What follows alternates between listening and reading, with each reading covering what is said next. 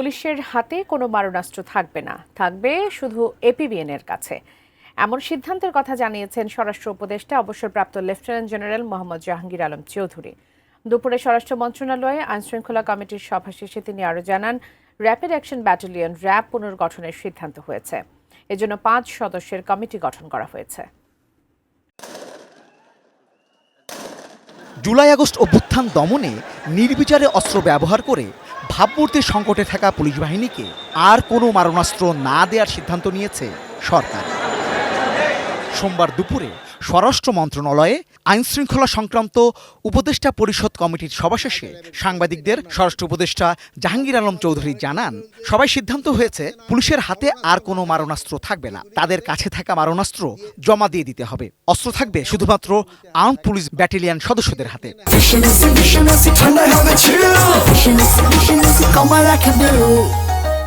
পুলিশের হাতে যেন আর কোনো মরণাস্ত্র না থাকে, এইগুলি তাদের জমা দিয়ে দিতে হবে।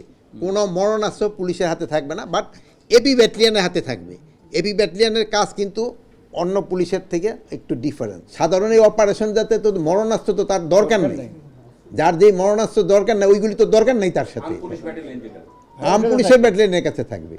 এ সময় তিনি জানান, র্যাব থাকবে কি থাকবে না নাকি পুনর্গঠন করা হবে এ নিয়েও সভায় আলোচনা হয়েছে। এজন্য 5 সদস্যের একটি কমিটি গঠন করে দেওয়া হয়েছে। র্যাব এই পুনর্গঠন কিভাবে হবে, এটা এই নামে থাকবে কিনা, এই ড্রেস থাকবে কিনা, বা এই ফোর্স থাকবে কিনা, বা কিভাবে অর্গানাইজ হবে, এই জন্য আমরা একটা কমিটি করে দিয়ে দিচ্ছি। ওইটা একজন উপদেষ্টার নেতৃত্বে একটা কমিটি করে দেওয়া হয়েছে এবং কয়েকটা বাহিনীর হেডদের এটা মেম্বার করে দেওয়া হয়েছে। স্বরাষ্ট্র উপদেষ্টা বলেন, গার্মেন্টস শ্রমিকদের বেতন ভাতা ঈদের আগে পরিশোধ করতে হবে। তাদের বৈধ দাবি মালিকরা অবশ্যই পরিশোধ করতে হবে। বৈধ যেটা দাবি, যেটার জন্য কাজ করছে তাদের পয়সা অবশ্যই দিতে হবে, বাট যেটা তাদের অবৈধ দাবি ওইটা কোনো অবস্থায় বরদাস্ত করা হবে না।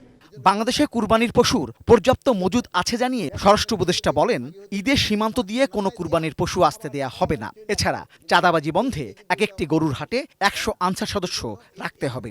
আনসার তাদের রাখতে হবে প্রতিটা হাটে 100 করে, মানুষের নিরাপত্তার জন্য, এবং এটা মানুষের যেন এই যে তারা যেন কোনো রকমের না হয়, এই যে কি বলে এই ছিনতাই হাতে যেন না পড়ে, এই জন্য তাদের 100 করে আনসার রাখতে হবে।